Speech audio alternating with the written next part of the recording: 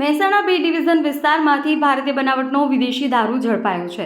Police મહાનિરીક્ષક Virendrasinh Yadav, Gandhinagar range, Gandhinagar તથા police અધિક્ષક હિમાંશુ સોલંકી, મહેસાણા જિલ્લામાં પ્રોહિબિશનના વધુમાં વધુ કેસો કરવા આપેલ સૂચના આધારે બી ડિવિઝન પોલીસ ઇન્સ્પેક્ટરના સૂચનથી મહેસાણા બી ડિવિઝન પોલીસ સ્ટેશનના પોલીસ સ્ટાફના માણસો પેટ્રોલિંગમાં હતા. તે દરમિયાન ખાનગી રાહે બાતમી મળેલ હતી કે આધારે મોઢેરા રોડ પર આવેલા મહેસાણા જીઆઈડીસીમાંથી દારૂ ઝડપાયો છે.